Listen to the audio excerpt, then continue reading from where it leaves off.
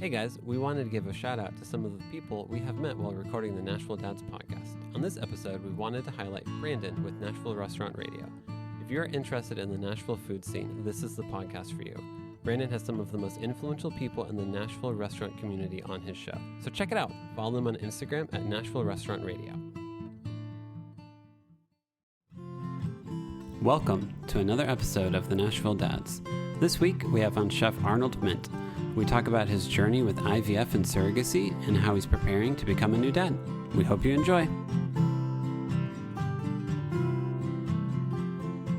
How did you, so I know you have a ton of followers on Instagram. How did you actually, read our, message? I feel like whenever we send out a message to someone, we're like, we'll see if they respond or if they see it. You know what's funny is I am a one-man village for my social, just because I started doing it during the pandemic, and I still take it very personally. Okay. So I see everything. And I've really been tuned in on parenting right now. Yeah. But I try to do it without getting my algorithm too messed up to get off of food.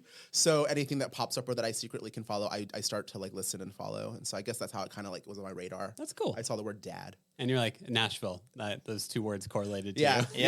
Yeah. Or it popped up while I was in Nashville. Yes, that's awesome. That's cool. That was kind of the purpose. You know what? Yeah. So. Yeah. And I mean, that was basically the whole entire reason why we came up with this podcast, was just to have a community for dads. Yeah. And to talk about problems, ups, downs, everything related to it, because there's a lot out there. Yeah, there is. It can get overwhelming for sure. Mm-hmm.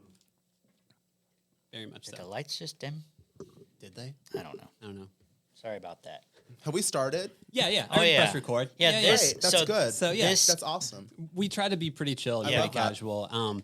If you can't tell, Justin and I aren't professional media people. Nope. Justin runs a landscaping company. I'm a stay-at-home dad for 3 kids. Oh, nice. And I studied recording techniques at Belmont in the mid 2000s. So yeah, we just hang out and just talk for a bit, and hopefully it's something that people can relate to later. Yeah. Usually We is. don't really have any structure to it. It's just a conversation about Life. what do you do? What about your kids or What are you excited about? Yeah, if you're doing IVF and a surrogate, most people I don't think know what that experience is like. So anything you're willing to discuss with that is no, that's a journey that you're going on to become a father. Oh, of course. And that's pretty awesome.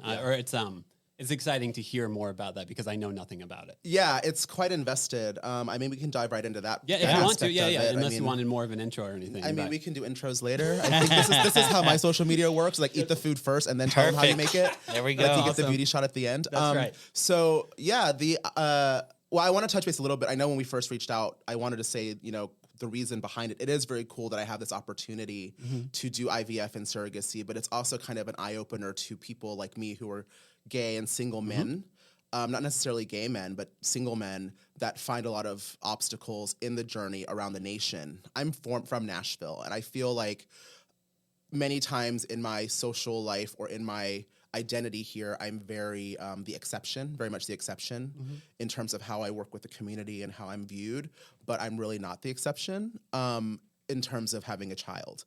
So I first wanted to adopt. I've been trying really hard ever since I was growing up. Our family would really support orphanages in Thailand. We would build walls, we would feed, we would do all these things. We send money every month. We still do it to this day. We have a food program where we give meals to these kids.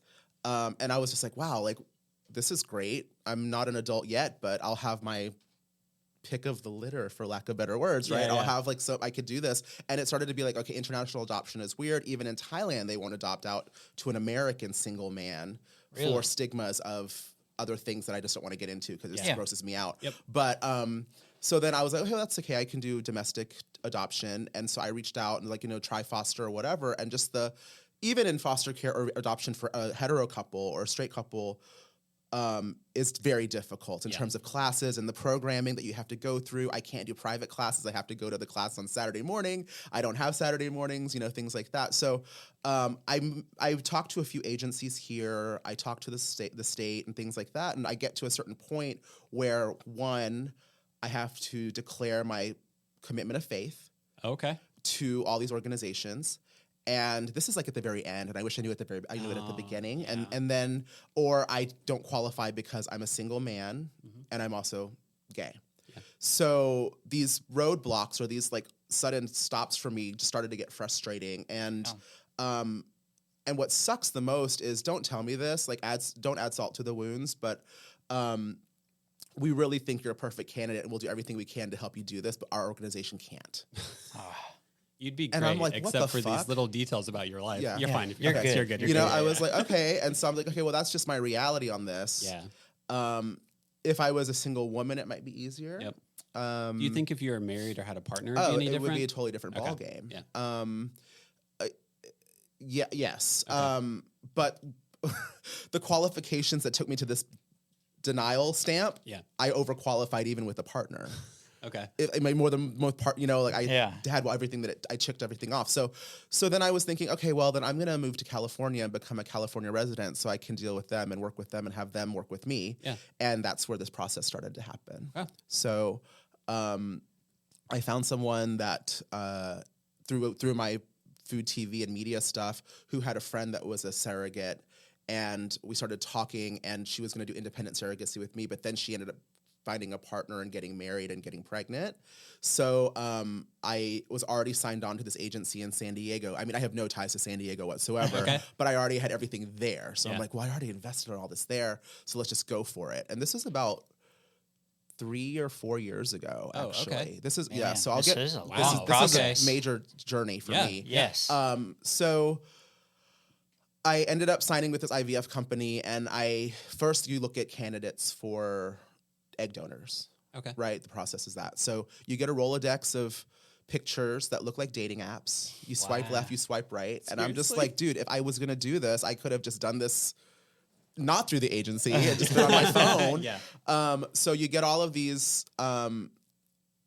candidates, a lot of them in San Diego are students that are trying to pay for their tuition and stuff. And they're very open-minded and liberal and just trying to make things work. But then also you have to dig deep because there's a lot of headshots involved. And I'm like, I don't need these headshots, whatever. And so you pick the few candidates, and then and it's really interesting that it's an aesthetic selection at first for me. So after, I basically go through this Rolodex, and you look at kind of like what their interests are, and then you kind of see if we match in, if they're willing to be anonymous or if they're willing to be open. So like I want my child to be able to research where she came from. Okay, cool. And some want anonymity, some don't. And so that's another big factor. And then once that happens, you go into genetics, and that's when the money starts pouring out. Okay. First you have to open up this trust. It's the cost of a house, basically. Yeah. Like it's a massive trust. And all of these things are already on your dime as you start. Yeah. I obviously used my sperm. So the child will be mine. Yeah. So that was the easiest part because that was like, sperm donor acquired. Sperm donor done. Yeah. And it's interesting if you're a woman looking for a male donor, what I've learned, because I have a lesbian couple that just had a baby last year that's friends of mine, and they used a sperm bank. Anybody can go in and just get $25 and leave whatever with and we don't have to. We can say I'm a scholar, I have a doctorate, I'm Mensa, There's no checking. There's nothing. Oh, nothing. Right. Like we're no regulation there. Nothing. A lot of serial killers Yeah, sperm out there. Yes, but for me, you're getting the entire. I mean, it's totally exposed. After you start, you put your trust in and you start the process. You get all of their details. You get baby photos. You get You get family history, how tall the grandparents are. It's just like novels, and you're looking through these basically not applications, but just candidates. Yeah. Right. And then you go into genetic testing, and once you pick the first few that you want, then you go into you do blood work to see if you're a match. Right. Okay. So then that's the next step, and sometimes you're not a match. For blood work match, what does that mean? Just just in terms of any genetic lineups, genetic deficiencies, or already starting to look to see if they're prone to this, and you are as well in yours. Could it be an assessment of risk based on everything? Of everything. If you did that and then you found out that you didn't want to be paired with that person, do you have to restart the entire process again? Yes. All right. Yeah. And then also you have their history. So you have in terms of their success rate in donating eggs or producing eggs. So they already go on hormones. They start this, and so obviously visits to the clinic, all the time. And medication's expensive. Like every time you get a call from the doctor, everything looks good. I know the next day I'm going to get slapped with a couple $1,000s on a credit card. You know, it's just like as soon as he says that, I'm like, I'm waiting for that bill. Do you pay for the healthcare of the surrogate as well? Yes. All right. Yeah, I'll get to that too. Oh man, this might be longer than an hour show. No, it's all right. It's perfect. all right. Genuinely fascinated. So the first thing I do is we have to lock down the donor deal, right? Ironically, the lady that was helping me at the clinic, I selected her daughter. Okay. Oh, wow. And I didn't know. And I was always joking. I was like, man, I wish you could be my donor or my surrogate. And she's like, well, I've aged out and I've, and I would love to, but I also work for you at this point. So then she had to like leave the case because it was too close to home. Yeah. But her daughter's this like beautiful, like tall, kind of hippie taekwondo girl that works for the fire department and eats all natural. Like, what do you eat for snacks? She goes, oh, like kale wraps. And I'm like, no. That's a snack. Like, what do you eat? Yeah. And she's just completely fit. So she had never done this before. So she didn't produce very many eggs for me, but they were good eggs. So I was like, okay, let's go move forward. And also she didn't charge that much for these eggs. I don't know if I want to get too candid with how much it cost, but it's up to you. Okay. So it was about $8,000 for her eggs. Okay. And that's on the lower end of eggs. Yeah. She had never produced eggs before. She made me maybe 13, 15 eggs, and maybe 7 or 8 were great or good. Okay. So we ended up taking those eggs and freezing them. But really you want as many as possible, right? Yeah. Like a lot of eggs. So I was like, okay, this is fine. This is, part of my journey, whatever. And so then I had to start looking for a surrogate. Yeah. Since my surrogate dropped out, it was great because we were doing independent surrogacy. I got suggested to go to an agency. So the IVF they have donors, but they don't have surrogates in their Rolodex. So then I have to go to an agency that's like another dating app, a matchmaker app, to find me surrogates that line up with my eggs. Right? So I have my donor. Yes. I've already paid my trust of like $60K-ish into the bank for my IVF. Then I put a trust in for my lawyer to find me the agency to get me my surrogate.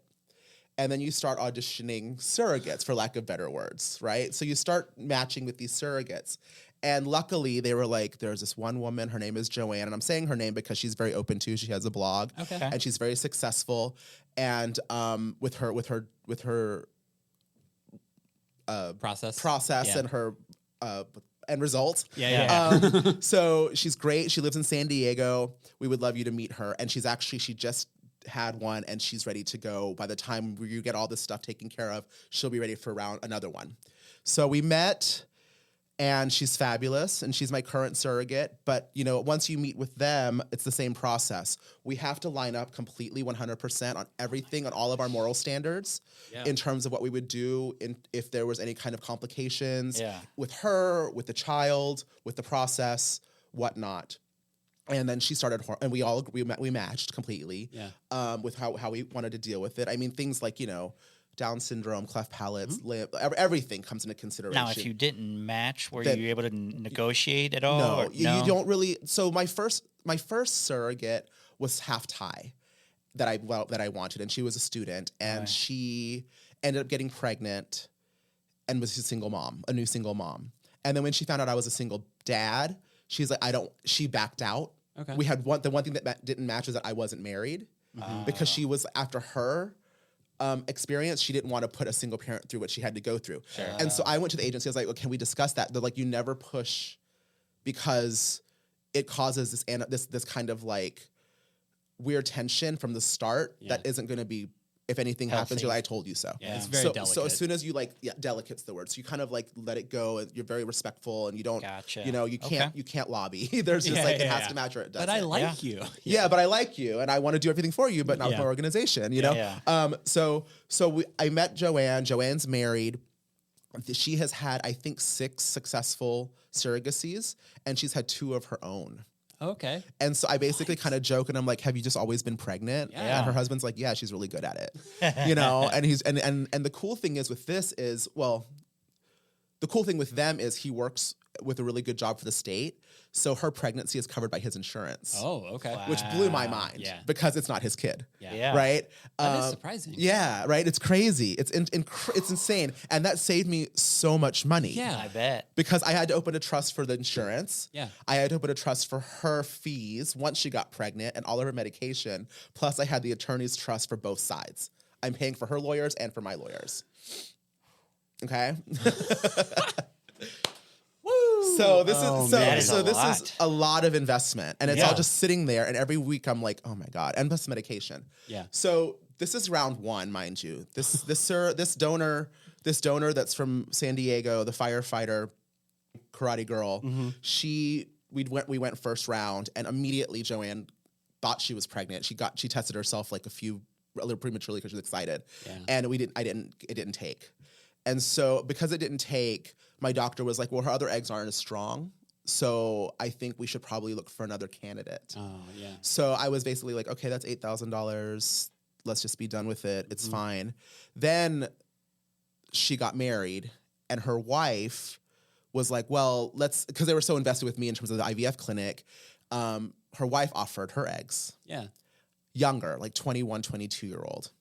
And she produced quite a few eggs for me, and they gave me like a half price rate because they were like, we're married, it's fine, let's just give it to Arnold, like what's a big deal? Yeah. You just give him our eggs. So I got a good deal. I got like a 2-for-1 deal with hers, but at the same breath, they weren't part of the agency, they were part of the IVF clinic. So my agency was like, well, we found you this rock star surrogate. Yeah. We have a woman in Miami that is another rock star like Joanne, and her success rate is unmatched.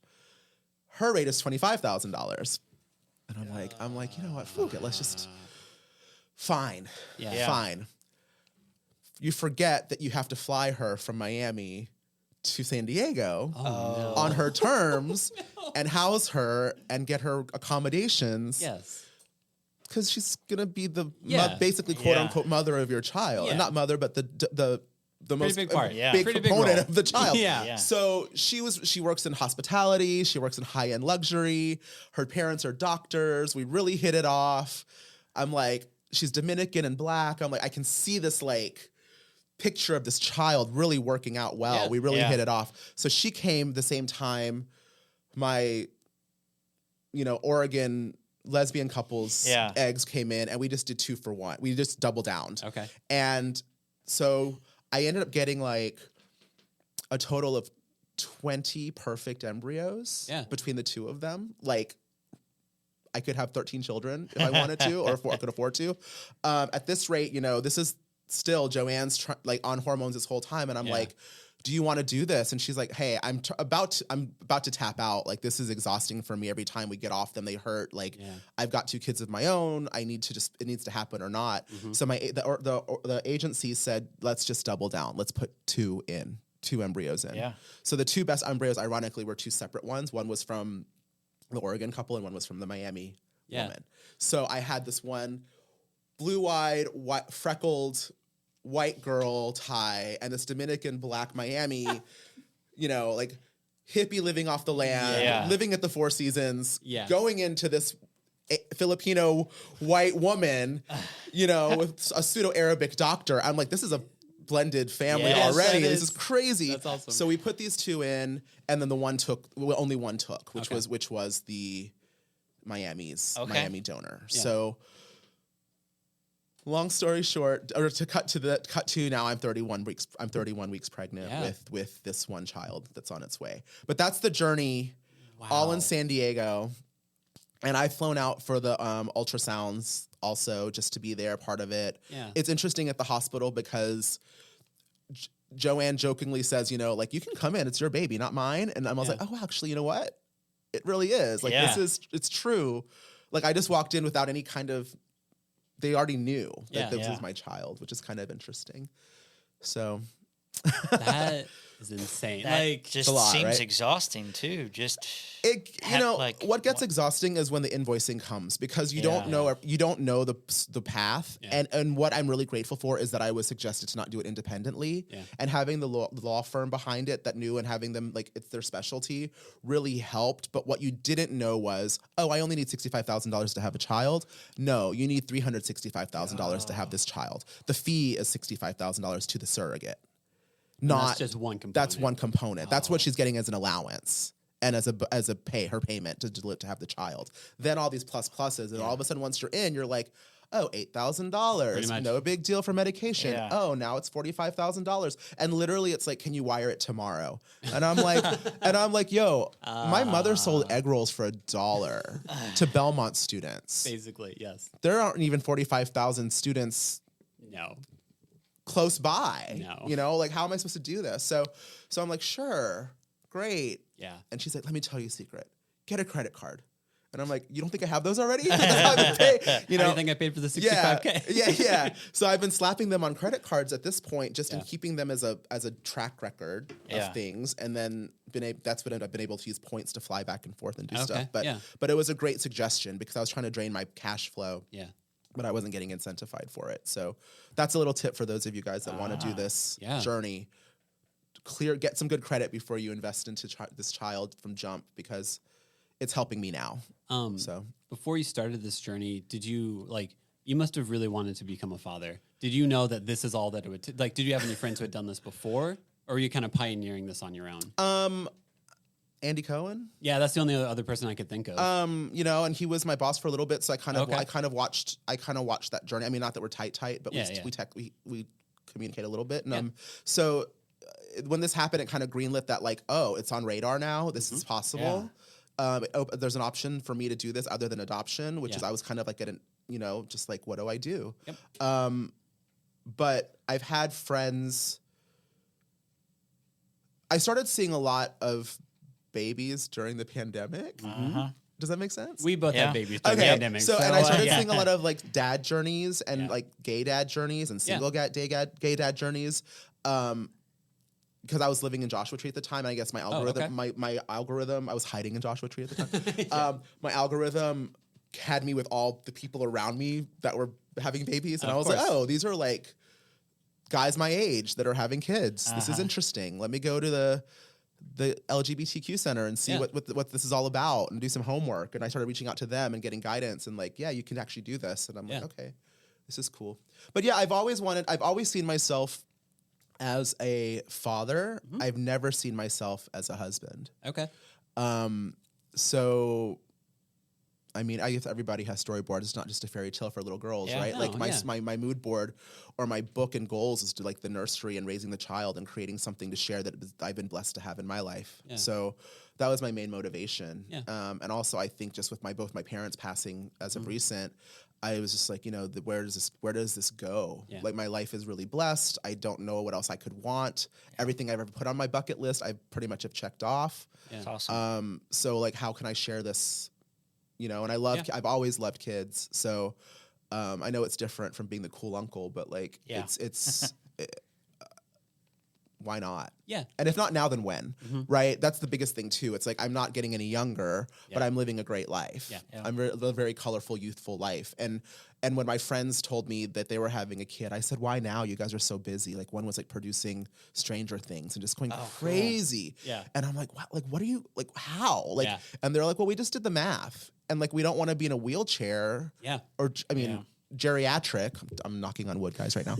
We don't want to be geriatric. I mean, my parents were old when they had my sister, but she was kind of a blessing, but very late in life. And she grandparents' day, they were the parents, but still older than the grandparents. Yep. So I don't want to age out where I can't run around and do things and take her skiing. Yeah, no, it's basic math. We had our third kid whenever we were 34. Okay, whenever he's 30, I will be 64. Yeah. It's just basic math. Yeah. So if we wait until 42 or something like that, that's a little bit older than I want to be to have a kid. Yeah, that's me. I mean, I'm in my mid 40s.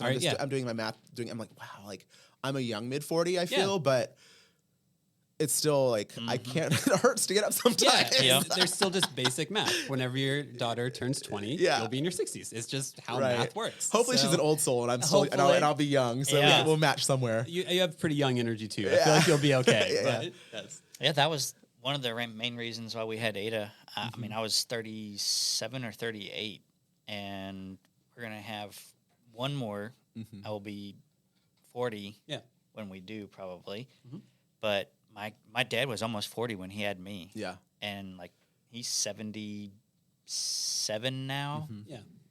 Has 2 knee replacements, hip replacement. I mean, I don't know about the hip, but my dad went at, like I think it was 83, 84 when he passed, and my sister's in her mid 30s. Yeah. You know, so it's kind of like, whoa, when it happened. I was The like, age first gap I was like, go dad, congratulations. But like, but in the reality, I'm like, that's intense. You know? Yeah, and you, I mean, whenever you have a kid, you just want to be able to, I want to have enough health in which I can be included in their life. Right. And the older you get, the more you have knee surgeries. Your body just... And I also want to give the kid an opportunity to have memories and experience with family. Yeah. You know, it's hard younger when you're still trying to figure things out before your quarter life crisis. You know? Yeah, of course. Yeah. So, man, that's quite a journey. I feel like I know a couple people have done IVF and done surrogacy and everything, but I've always wanted to ask them questions, but it always feels like too personal to be like, so why? So thank you for being willing to share any of that. What's interesting is that my really close friend, /assistant, that's been mine for a very long time, Lauren, she, her best friend is going through a surrogacy, and she's actually local, and we're kind of do the same time. Oh, cool. And she's doing it for a gay couple in San Francisco. So we're kind of navigating through this process emotionally on both sides with her in my present company. Like we see each other a lot more, and her and what she's going through with them and what I'm going through with mine. It's pretty interesting to see how our minds are working and how the gears are working from both sides. Yeah. You know, like we also have to consider when the child is born, do I breastfeed? Yeah. How do I do that? Well, she's willing to do it because it's in her contract. She signed off on it, but she doesn't want to do it. Yeah. You know, and like, do I really want to deal with like waiting for the shipment of milk to come every week? Yeah. You know, you don't, right? So I'm staying in San Diego for a little bit so she can still give me the breast milk at the first few months just to make sure that everything is the most crucial Correct. Yep. time. Get immune system's built up, all that stuff. And then boom, we're just going to phase out on it and just, you know, but these are things that I'm navigating as a single parent, trying to like with all these advice, all these things in my ear, where people can do homework together as a couple. I think a little bit more than what I, you know. Yeah. So why did you choose San Diego or California? The first independent surrogate was from San Diego. Okay. And then when she bounced out, I was already in a deal with the IVF. Gotcha. Like I already had everything stored there, and I was like, so I don't really want to pay for this all to get moved. It would have been like, you know, in hindsight, if I knew at that stage where I would be now, I may not have a child. Okay. Because it was over. I mean, literally, it's financially very overwhelming, and I hate to keep bringing up that side of it. But it's a huge part of it. It's unbelievable to me in a very candid way that I could just go out one night, hook up, and be a dad. Yep. Off of maybe a bar tab. Yeah. Yep. And I did this. Yeah. Like, this is the most expensive bar tab. Your journey, man. No, I know, but that was, I mean, you know what I'm saying? Like, it's crazy how like how things come to, and I feel very blessed that I've had this opportunity to do this, but it's very overwhelming. It's very, very overwhelming. No, I mean, like, fertility in general is just like a kind of crazy thing. Like if you are in a heterosexual relationship and you're like trying to get pregnant, you are like trying to have like 2 or 3 days to get pregnant, and you have like a 30% chance in that window to even get pregnant. Right. So like conception at all is already a ridiculous thing. Yeah. Yeah. So it's all kind of a miracle. And it's weird. Like, here you are flying across the country probably every single week because you want to be a dad that badly. Yeah. And then the surrogate's treating it like she's trying to get pregnant too. Yeah. You know, and so again, if you think of it as a hetero couple, I lost one. Yeah. You know, I actually lost 2. Oh, did you? Yeah. So like, you know, the twin or not the twin, but I guess it would be a twin. But it'd be interesting if they came out as twins. But like, so 2 didn't take, and then I finally got 1, and it was just like every time this happened, she had to go back on, get off hormones, back on hormones, start again. I mean, it's tough. It's a tough business, and I'm doing it without the emotional support of a partner.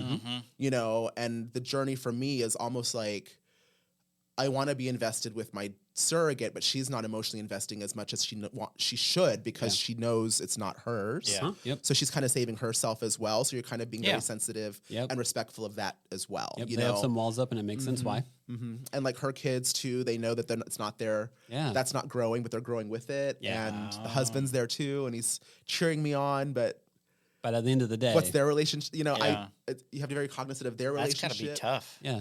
Yeah. Can I ask what your community is like? Like whenever this kid's born, like do you have friends who will come around you and help you out a lot? Apparently at International Market, which is where I, you know, that's my business. We are a very fertile restaurant. Okay. So so if now, someone's trying to get pregnant, just work for you for a while. I have a server that's actually due the same day as me. Okay. Her baby shower is today, actually. Awesome. We have another new hire that's also pregnant the same month as gosh. me. And my new assistant is working, she just got pregnant. Oh my gosh. And our kitchen they're all dads. We've all grown out of drinking whiskey after work. So like they're all, you know, pretty. We have two younger ones where like, yo, I'll be careful. Like y'all just be smart. You see what's happening here. So we have an agreement with one of my servers' mother who is going to quit her restaurant job and full-time take care of both the children. Oh yeah, because you're gonna have so many babies born at the same time. So so all of my LA things are being moved here so I can have 2-3 things at my house. Yeah. But I do have that's another reason why I'm reestablishing myself in Nashville. Now that I've done this, I went out to LA so I could have the opportunity to actually even do this. And then I am moving back to Nashville because my Rolodex of help and support is a bit more accessible here. Yep. Another cool thing also I want to mention is my IVF, when I found my clinic, the doctor has done over 6,000 surrogacies through IVF, and he was one of the people to allow me to be the only name on the birth certificate, like a single parent birth certificate. Like he passed that for gay men in California. Yeah, cool. So that's very huge, very interesting. Because my friend that's going through it here, she's actually on the couple in San Francisco's birth certificate. But I'm the only, I'm the parent. Yeah. Not like Joanne. That we don't have a relationship with. Like he did that law in California. It's pretty cool that he did that. That is really cool. That means a lot. I think so. I mean, I don't know how much. I mean, you're smiling like it does mean a lot, but it does. It does.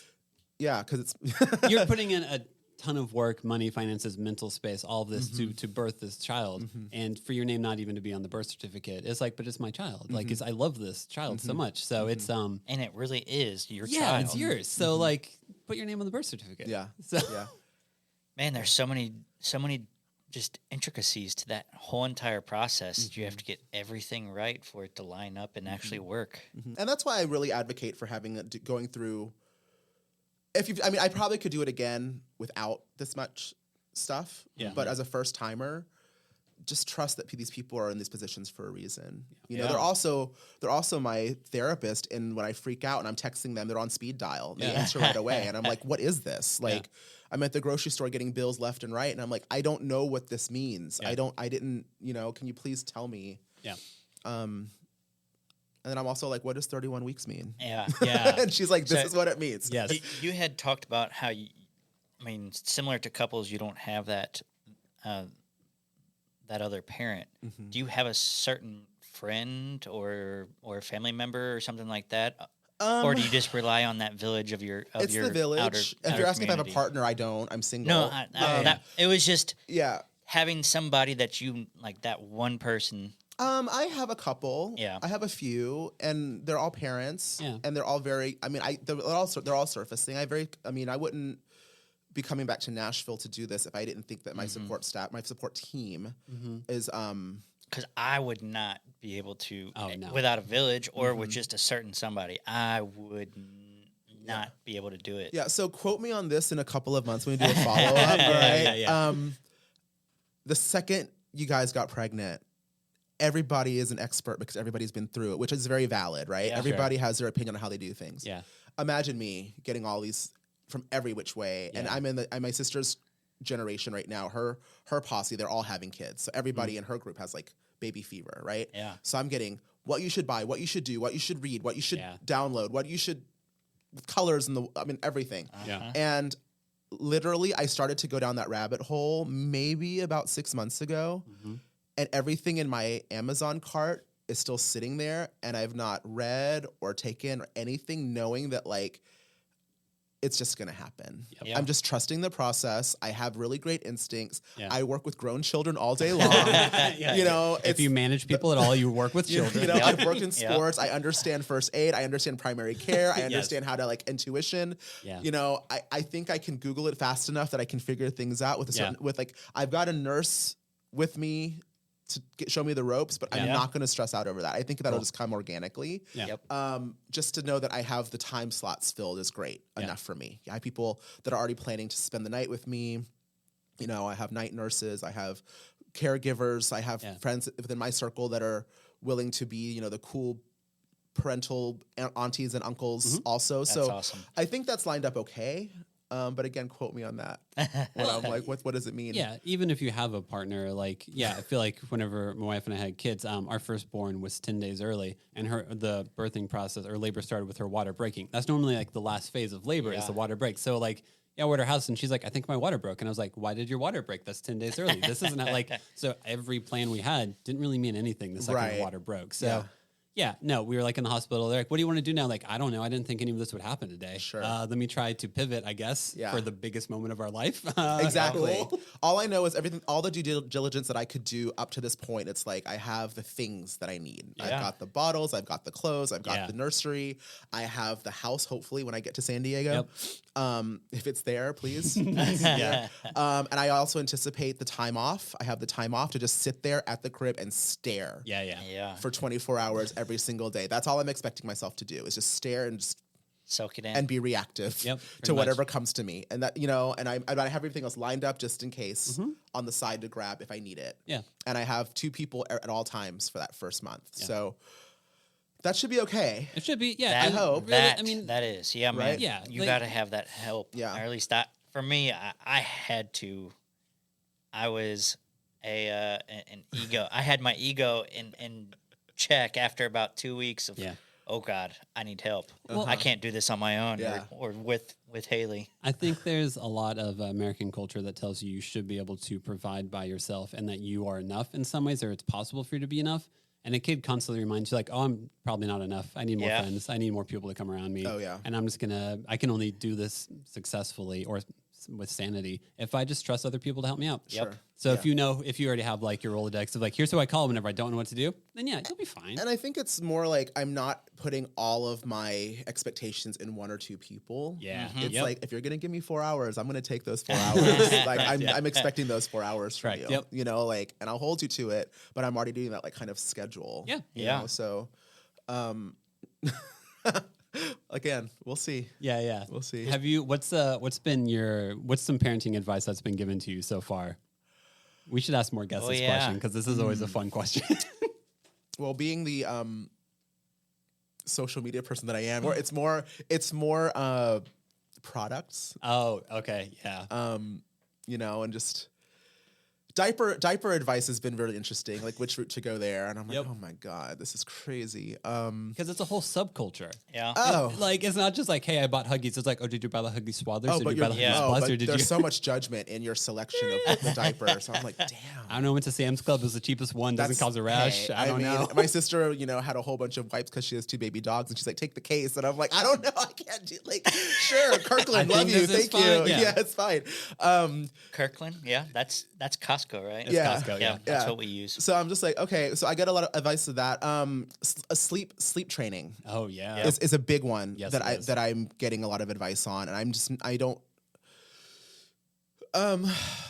I mean, I used to be a competitive athlete, so I kind of know like success through pain. Dude, but it's gonna break my heart. I know the second I hear her cry. Well, not only just that.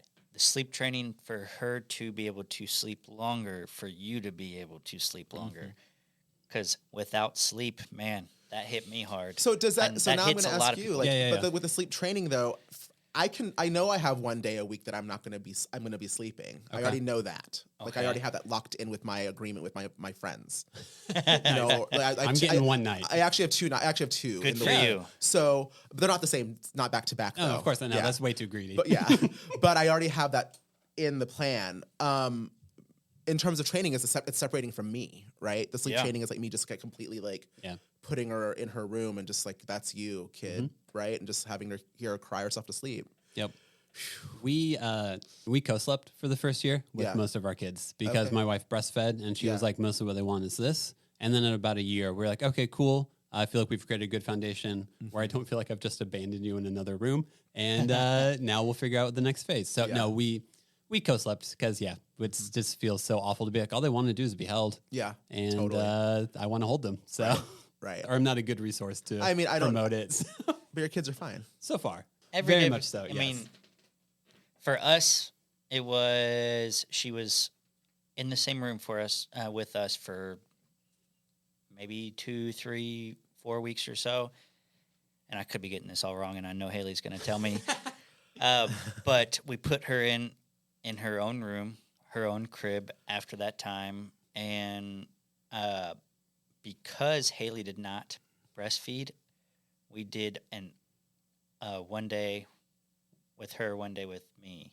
And then we would just feed whenever we had to feed. Yeah. But the crying and trying not to go up there to save her from that crying or figure out what it is that was crying, that was really hard. Yep. Yeah. It was really hard to just step back and just say, you got to be.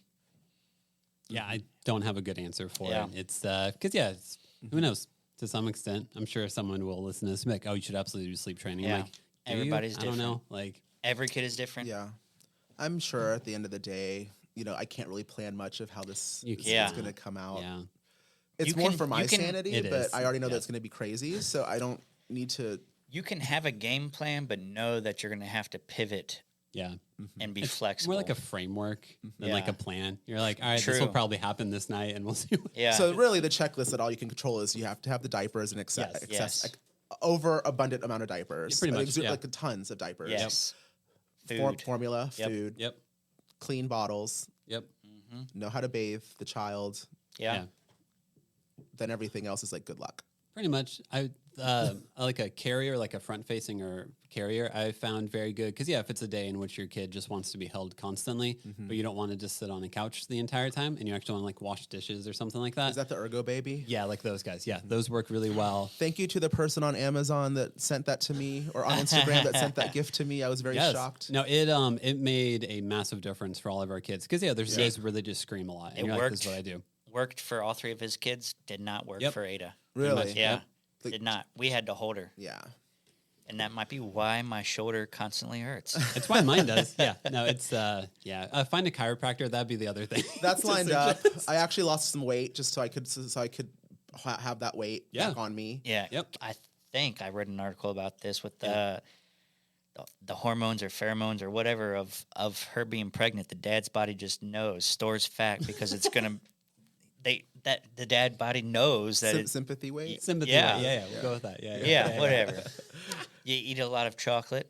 Yeah. You eat a lot. I ate so many sweets. Yeah. Gained so much weight. Wow. I would do whenever my wife was pregnant and she had random cravings, I'd see if I could make it into a cookie. So she'd be like, I want s'mores. And I'm like, I'm going to make it into a cookie. So, that's where most of my dad weight came from whenever we were pregnant was making cookies. And you made me like 48. I made you at man. least 48 a cookies. humble batch of 48 humble batch of 48 snickerdoodles. snickerdoodles. He is an amazing baker. So I should have brought you my zucchini bread. it's okay. You know what? That zucchini bread is for your freezer.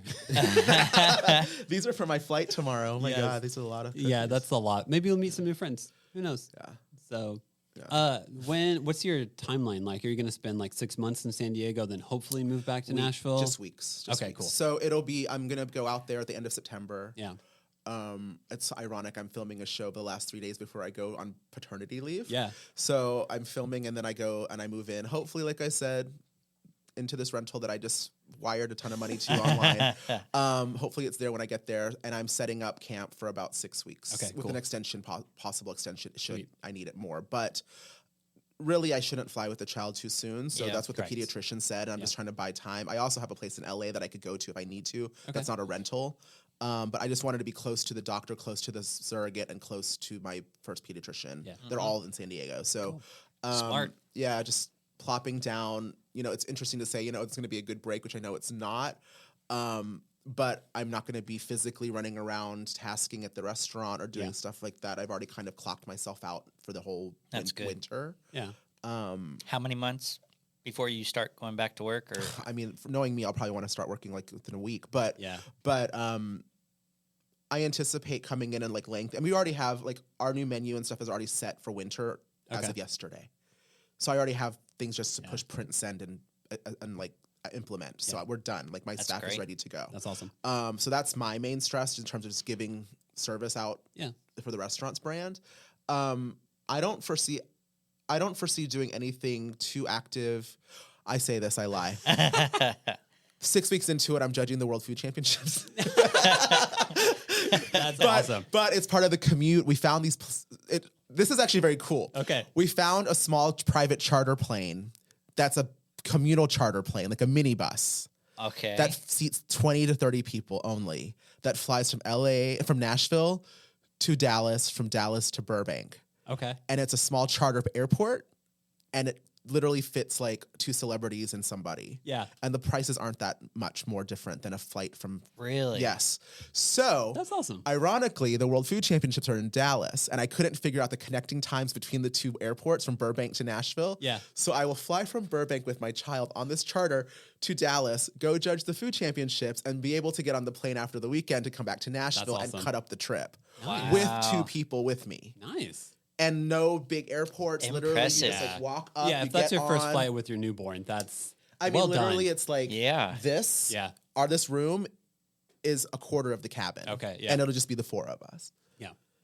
Man. Like front facing, but it's like, so we're not going to be bothering people. Yeah. Like we're not going to be dealing with the airport that much. So it kind of worked out that way. That's so, awesome. So I will be back at work 6 weeks in.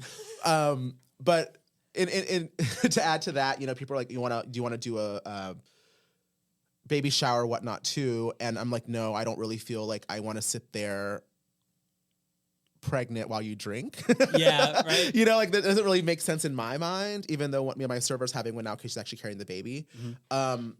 So I'm gonna do like a sit and see or a sip and see, like in like around March is when I'm really gonna be fully back in action, I think. Okay. Cool. So that's about 6 months, 5 months. Yeah, that's what I think when I'm gonna like clock back into work and doing things. Nice. But Well, you've been on this journey for 3 to 4 years. You've got like in the next 10 weeks or so, you'll meet your daughter. How do you feel? Like, how do you feel about all of it? That's a lot. That's a very long journey to get to this point where you're in like almost in the home stretch. Is it weird to say I'm just rolling with it? Like, there's not much emotion in terms of like, it's happening because it's been happening. Yeah. And I think it's just a testament to me being ready or mentally prepared for like, yes, it's exciting. It's very, very exciting. And I find myself more and more every day talking about my child or like wanting to share her name or like it's become daddy talk in the kitchen. Things, everything that I'm doing now is obsessed. Like pushing purchase is really easy now when it's motivated behind a child. Yep. Ask Kaylee that. Right? It's just like with everything. Oh, that's cute. I might as well. Boom, might I'll as probably well. use that. Yeah, that's fine. You'll have so many outfits where you're like, like gets stuck in the back of the drawer, and you're like, I meant to put this on them. Now they've aged out of it. Yeah, never mind. Yeah, I did the That math. was I was $20. like, Yep. I did the math for the first few outfits, and I was like, okay, this is a spring outfit. Yeah. And this kid is a newborn in November. Yeah. Yep. She's not wearing this thing ever. Nope. That kind of stuff. But save it though in case you do end up having a second. Yeah, true. At least that's what we're doing. So how do Save as much I money. feel? Yeah. I feel as prepared as I think any parent would be. Yep. Luckily, I've had a lot of friends that have had children in the past couple of years that I've seen their struggles and their growth with, and I think nothing of their realities have intimidated me. Okay. Or had me second guess this decision. Yeah. I don't think strength in numbers is necessarily the best sometimes, because the one thing that I feel really blessed about or really lucky about is that I don't have to answer my decisions to anyone but myself. Yeah. Yeah. Yeah. And maybe if I decide to choose it on social, which I'm also trying to be very aware of too, how much critique, ridicule, or support I'm going to get in my decisions, with the child himself as potentially being exposed to being in the media or whatever too. I have to be really aware of that. So I want to, you know, those are the main more concerns. It's not really about me and my child's relationship at home. It's more about like how much I want to open book my life, which I up to this point I'm very candid, but I think there's a bit of privacy that's going to be with this child. And ignore the haters, man. Just ignore I'm already the used haters. to them. Yeah. That's part of my motivation in life anyway. Really? There you go. So it's like, that's actually, I can clap back quite well. So it's that I mean, the dad instincts there are going to be. I'm ready for more of your coffee talks. Yeah, see, thank you. It's like, come on, like I don't need to discipline everyone. Yeah, right. Yeah, but that's awesome. So, what advice do you guys have for me? Oh man, do you meditate at all? Do you do you center yourself every day? Yeah, I think that's a really big thing to learn to do because I do believe your child feeds off of your energy, and whenever it is like hour or two of them screaming about something and you can't figure it out, if you don't know how to center yourself, it doesn't make anything better. So just knowing how to breathe, learning how to tell yourself, you got this, you're going to be okay. A calm version of you is a much more loving version of you. Yeah. Nice. So figure out, it's just, if you know how to do that, it'll be tested. Yeah, well, I'm sure. And to add on to that, just about the mental state, sleep. Get as much sleep as you can. Don't get into sleep depression or sleep deprivation. If possible. If possible. Yep. That can really wreck you. I think my being exposed in this food culture that I work in and live in, I've prepared myself in another way too, not just mentally but physically. Really cut down my drinking and nightlife, excursions. The discipline there is, mainly because I sleep better when I'm sober. Yep.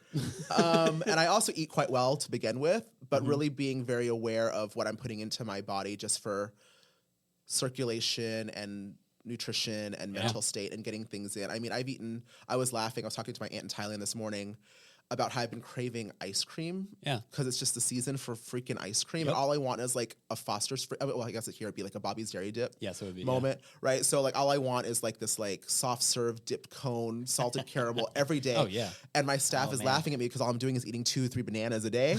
Because every time I think of it, I pop a banana in my mouth. But last night I did put salted caramel on the banana during service to eat it. And I was like, do I freeze it? Do I whip it? I was like, fuck it, I'll just eat the banana. So one day I'll have this ice cream, but I've really been kind of very aware of what I'm putting into my body just to get ready for this too. Almost like cross training into this marathon that I'm about to run, just being more physical, being more just aware of my body and what I'm doing with it is my pre-advice to myself. No, really though. Because realistically your baby is going to weigh like 8 or 10 pounds or so. So you just learn like little things like, keep the weight closer to your chest. Don't fully extend your arms and lift stuff. Like that's just not good for anyone's back. And you'll know it immediately whenever you forget it. Like, So it's just basic stuff like that. So massage is lined up, chiropractor's already set. Like I have my stretch guy. Yeah, but you legitimately need it because you'll like put yourself at whenever you load your car seat into the car, if you like just fully extend your arms to put it into the base, you're like, oh, that was all of my shoulders and back. This hurts. Yeah. So something that Devin has told me, move into a different threshold. If she is just uncontrollable, you can't get her to stop screaming or crying or soothe her, just try moving into a different room or from outside to inside or inside to outside. It works. It doesn't work 100% of the time, but it works quite a lot. Just what, like distraction technique? Yeah, I guess so. Yeah, it's like just refocusing. I think some of it's for you also. If you've been pacing around your nursery for like 20 minutes and everything you feel like you're doing isn't helping, just go to a different room. See if that makes anything different. That was part of my planning too. I initially have this small bedroom which was sold to as an office in this townhouse, right? So I'm like, oh, that's great. And as soon as I measured and mapped everything out and placed my orders for the nursery, I'm like, I can't. This is so claustrophobic. I'm not gonna. It's more about me at this point. No, I'm like, extent, dude, I can't do this. Have this child in this room. Yep. Especially if I have to change a diaper in this room, it's going to suffocate me. My God, no. So, and then my friends were like, make sure you put the changing table by the window. I'm like, she'll fall out. I'm not going to do that. That's crazy. So I have, so I moved in the middle of the night. I woke up and I don't know how I did it because I don't do this kind of stuff. I moved the entire nursery and the guest room furniture and I switched rooms. Okay. So it's a bigger space, which is kind of bad. It's more as I walk past it every day, it's very calming. When I look at it, I'm like, that's going to be a great room. And I come home at night and I sit in it already to take my moment. Yeah. After work, I sit in the chair and I kind of swivel. I like lean back and I'm like, this is it. This is the next couple of years in this room. Is it good? Does it work? You know, so. Because if you don't feel calm in it, if you don't feel like peace can happen there, then like your child doesn't stand a chance. I feel like It's a pretty cool room. Well, when your friend had talked about putting the changing station next to the window, was that just for circulation? Oh, okay. Poop, smell. Gotcha. Because my mom told me put it next to a mirror. Oh, so they could look at themselves. Look at your. To so they could look because at they themselves. get so wiggly on the changing table. We just bought one of those like cushion changing stations that you could put on any surface. Yeah. So we put it on the dresser that had a mirror, and Ada would just look at herself and smile. I could do that. I could put a ceiling mirror down and let it suspend and look up. Yeah. Yeah. But my mom told us about that, and it seemed worked? to work. Yeah. Nice. Yeah, I don't know if you saw my Instagram, but I got these cranes made, these little origami paper cranes made. As the mobile, they're called the mobile, right? Yeah. And it's about 100 plus cranes, and they're all in black and white. Oh, look, we're looking at it now. Yeah. They're all in black and white. Down more. There we go. Oh wow, that's beautiful. So I found her on Etsy. She Yeah. made little mobiles, and I was like, "Can you just send me a whole bunch of cranes? I want to do all black and white." Some of them are recycled library children's books. Oh, that's the pages fun. as well. Yeah. And I kind of was going on this like subtle Montessori theme. Yeah. Of the black and white stimulation thing, but it completely worked. It looks like a total Cool. That's cool. installation. And it looks like you have mountains painted in the background. It's they're like just soft mountains, kind of a soothing soft mountain kind of green. I think the color green is supposed to stimulate something as well. So that chandelier is pretty cool with those cranes. well, that's the reason why I did it was because initially this wasn't the room. This was the guest room chandelier, and then I had the other room painted pink already. So now the guest room's pink, which is fine. It's a great color. Cool. Yeah. So and then now this is become a green room. So which is fitting for me. Yeah. But pretty cool. That's beautiful. Yeah, I think it's calm, cool. I think those moments of like setting up the nursery, I feel like those are the moments where like, oh, this is real. Like I'm building this crib because the baby's going to sleep in there. I feel like that's a shared experience for all parents. Is like once you start to actually establish the space, then you're like, oh, this is really exciting. Yeah. This is really cool. I'm building this crib because my child will sleep in here one day. Right. And it just, this makes you feel warm. And actually, I'm very not hands-on. I usually try to outsource things as much as I can. I write checks really well, I like to say. but with this nursery, I've been a lot more hands-on than I normally have been, and mainly for me, like having late night moments after work. I'm not as tired as I think I am when I get into this project. Cool. Like next thing you know, it's like the sun's coming up, and I'm like DIYing things. So it's been kind of a great experience too. That's really cool. So. Yeah, make it cozy, comfy, not just for the baby, but for yourself.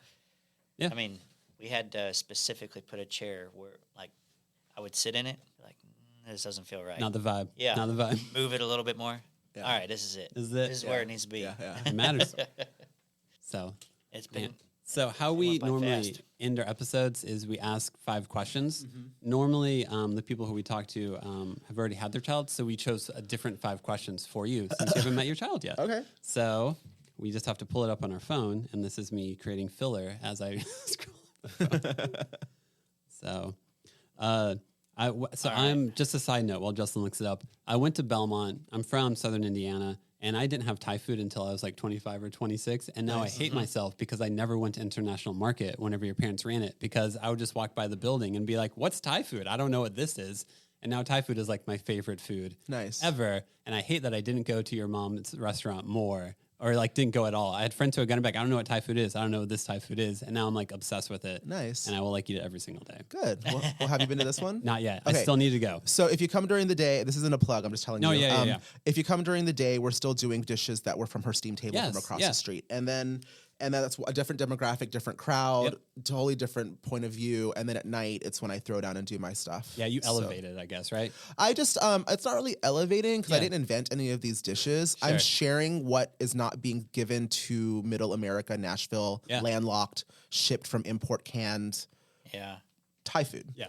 And I'm very stern about that. I know this isn't a food podcast. We but- love food a lot, so don't worry. Yes. Okay, Yeah. so for me, I've really taken a lot of pride in if I'm going to serve it, I'm going to make it. Yeah. And I've tapped into this new point of view which isn't that new. It's regional sensibility and authenticity. So authentic Thai food is based not on you don't go to Thailand and go I'll have a green curry, a pad Thai, and something else. Chances are you only get a pad Thai where the gringos are, right? And you're not going to get a curry if it's in the middle of the summer. So for me, that's like, oh my God, that's just farm to table. It's just market fresh things. So the menu that I have currently is really bright in acid, bright in vegetables and herbs. I just put a curry on for the first time this year last week that I'm testing to put on for winter because I got all my herbs. I didn't know what to do with it. So I made green curry to freeze for the winter menu. Nice. Otherwise, you're not just going to be like, hey, honey, I'm ordering Thai food. What do you want for international market? She's not going to be able to tell you what she wants because you're going to have to read the menu to see what it's available. Gotcha. And also like all of our proteins and stuff are sourced locally as well, which is very much what Thai food is about. You're going to get curries and stews in the mountains. You're going to get seafood from the ocean. Where do I have around here that's an ocean? So you're going to get trout. Yeah. So I'm serving trout. Cool. That's the kind of Thai food that I'm doing. Not awesome. Not elevated, but more authentic than what you would normally think. Nice. Yeah, no, I think since following your Instagram a little bit more, I'm like, all right, next date night, we're going to international market. Yeah, you guys are making me hungry. I have not eaten lunch Oh, yet. come on, Justin. Well, his restaurant's like a mile away. So Yeah, you'll but be we're fine. also only open 4 days a week. So We have to go to the farm. that's awesome. All right. I pulled it up. Good. First question. Do you have a family tradition you're excited to pass on? I do. Yes. Awesome. There's two. Okay. Okay. One is like life and one is food. Mm-hmm. So one is my grandmother's shumai dumplings, her pork dumplings. It's something that my grandmother brought. She's Chinese immigrant to Thailand, and then they had a market and restaurant kind of stall in Thailand. And it was from the first day my mom opened her restaurant here, and it was the last conversation I had with my mom when she passed. Mm-hmm. So like literally, like I got the recipe. I was working on a cookbook, and I got the recipe, and 2 days later she passed away. It was our last conversation was that dumpling, and it's kind of been my like timestamp of my life plus the legacy gift is to make these dumplings. So there's that, and then also from my dad's side, how to make a bed, how to make your bed. Okay. Because my Zen moment every day that I have for myself is it starts every day with making the bed and then taking a few minutes after to soak in the energy of doing something for yourself to start the day. Yeah. And if you don't make your bed, I know you don't. Like when my staff comes in and they're a mess that day, I'm like, you were late and you forgot to make your bed.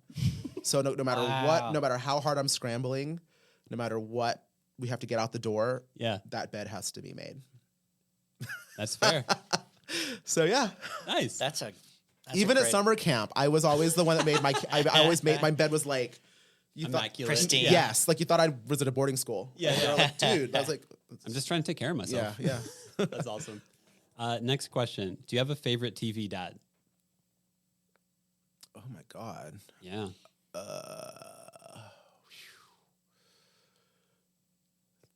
And if you don't, I want to give you one. I just am thinking like, when have I watched TV to have a TV dad? or a movie dad. You can do movie also. Yeah, right.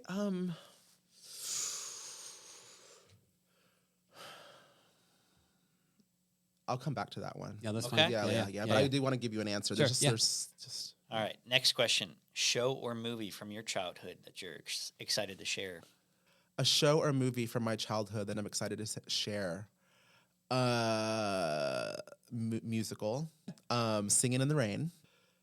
Mainly, for nostalgia for me, sitting on the bed with my parents, my mom peeling fruit, my dad drinking a beer, and us just sitting there as a family and me, like, dancing around the bed, singing in the rain. And, like, a lot of our jokes, they found a lot of, like, old humor in that, and it kind of exposed me to, like, who I am today a little bit. Just the colorful life and everything's over the top, and just fantasy of splashing in a puddle and being carefree and glamorous, and just it was all there. Next question. As you like are preparing for your kids' toys are a big part of it. Mm-hmm. Are there any kids' toys you found where like, I think I'm going to play with this more than my own kid? As of right now, I'm being very frugal and humble in my purchases. I don't think she needs much right now. Sure. I will say the one thing that I'm very proud of that I got was a Sophie teething giraffe, the French one. Yes. So that was my first purchases with a Sophie, the giraffe. Yep. And I got some language flashcards. I think I'm going to learn how to write in Thai. I speak fluent Thai, but I don't write or read. And I think I'm going to I'll be learning a language with her. That's really which is cool. really kind of exciting for me as well, because it's another connection to my roots. I mean, my life is full of toys, so I don't know. Like that's a hard one that's a hard one. I mean, probably no. No, that's fine. Yeah. I mean, just learning a language and how to write it with her. That's pretty legit. Well, the next question is, what moment of your kid's life are you most excited to be a part of? But almost you teaching her Thai sounds like one of them. So I used to be an ice skater. I don't know if you know this history about me, but I was a competitive ice skater until I was about mid-20s, right? No, I had no idea. So like nationally ranked, and I trained every day for like 8 hours a day. Yeah. So I would see all of these stage moms in the audience every day, just sitting there, like stay at home. I mean, they're great. They raise their children, being skating moms or sports parents. And I would go to competitions, and they'd just be like in their furs and putting bows in their hair. So I don't know if it's going to be a great moment for me to end up being one of these parents, but I definitely know how to be one of these parents. I'm going to be the one, if she takes to dance or skating or gymnastics, I'm definitely going to be the one that's like, I don't know. I'm scared to think how I would be. I'm obviously going to expose her to as much as she wants. Yeah. And I'm not going to push her to do anything. Yeah. But also in my drag persona, I'm a pageant that's what I thought. drag queen as well. So any rhinestone needed, she's going to have 20,000 more than anybody else for the school recital. Yep. So these are the kind of things I'm looking forward to. I just have to kind of reel myself back a little bit, because I know the second I'm going to be like, we need a bow. Yeah. I'm going to have every ribbon sample for that class ready to go. Pretty much. I mean, I'm sure That's you great. in baking, it's like, Oh, you need me to bring of snacks course. today? Here you I've go. got all the Here you snacks go. today. Here's 30 cookies. Wait until she does her first musical. You'll see the staging. It's like, it's going to be like full Broadway rental productions for sure. They're going to have to create a sign for you. Like, There's gonna please, be a all parents, theater. keep all the comments to yourself. No notes from Arnold. No notes from Arnold. Yeah. You'll be going to like the dance performances in full drag. Like, I'm here. Let's do this. Yeah. I'll be like, I'll volunteer everything. That's awesome. The whole sewing team comes in. Yes. So let's see. TV. Another question, or was that all? That was all of them. was it. If you can think of TV, movie dad, or just fictional dad, like favorite, It's all right. You don't It's have all right. to. You can say. I'm stumped. I never say blanking. I don't know. Because I think all dads are. I mean, dads in TV are made to just not be. Yeah, most of the dads we grew up with. That admirable. Yeah. I want to immediately say like Al Bundy, just because I think he's just a fuck off that's really cool and is like he's real. Yeah. And I think, when I see dads out that communicate with their, especially at the restaurant when it's like dad and child day at lunch or whatever, and I'm aware of how they communicate, I want to be that dad that's kind of just like, not always a disciplinarian, but just like, I'll call you out. Yeah. Like, I know what's up. I'm not dumb. Like, we've all been through this. We've all been punks. Yeah. So, dare I say, like, Hey. People have said Al Bundy before. You're okay to say Al Bundy. Dare I say that? Like, I definitely don't want to be the dad from Modern Family. Phil Dunphy. Right? That's not my goal. And I don't want to be the perfect white picket fence dad, like Beaver Cleaver's dad. Yeah. That's too much. Yeah. Al Bundy's a good one. Yeah, I think he's pretty cool. We'll do a placeholder for Al Bundy. I mean, that's okay to say, right? Yeah, Because he was a pretty cool dad. He was, There is no wrong answer. He took care of his family and the means that he had. And he was tired by the end of the and day. He was exhausted, and he was very sarcastic, but it was unwavering love for his home. So imagine a gay former figure skating chef, drag queen, Al Bundy. Yeah, that's your goal. So it's a mix of Peggy's Basically, wig. Yes. With Al's beer. That's perfect. That's all you need. With a bit more decor sense. That's awesome. So good. Well, this is also the time where we normally give the guests an opportunity to plug their social media handles. Do you want to plug like yourself in any way? My name's Arnold. Hey, Arnold. Hi. I was born and raised in Nashville. I've been around the world a few times with life, and now I'm back in Nashville again, which is kind of full circle, literally, for me. My social media is on Instagram mainly. Arnold Myint We. You can find me there. I have a lot of stuff all the time. I think I'm pretty press heavy in life, but who's to say how I'm going to be as a father? But my profession is pretty much an open book. I do food media all over the place. So I work with companies like Tastemade. I just got a gig with Epicurious. I just got a book deal. So I have a restaurant. Yeah. So that's what I do. I think you can find me if you just Google me. I'm not going to really tell you how to find me. There's another guy named Anthony Myint. He's a chef in San Francisco, and I have on one of the wiki pages, I think I'm married to his wife, and I have his income. That's not you. It's not me. Not you. It's not me. So it's Arnold. Yes. Arnold Myint from Nashville. That's all awesome. I really want to give that. I mean, it's not about me. That's awesome. This is about being a dad and having a child. So. Yeah. Well, we'd love to have you back on after you have your child meet her and everything. For that one, I probably won't make you cookies. I will roast you a whole chicken. So you can. Just for the record, this is a conversation before you guys knew what's happening. I get a text, hey, I'm baking you something. What kind of cookie do you like? And I said, I would much prefer you to bake me a chicken instead of a cookie. So that'll be next time. Yes. I will roast you a whole chicken. All right. And that's your real motivation to come back on the show. This is, the studio's right by the restaurant. Yeah, that's right. You can just walk on over. It'll be fine. But Arnold, thank you so much for your time. Really appreciate it. Thanks for sharing your journey. Thank you so much for your time. Had a great time. All right. Cheers.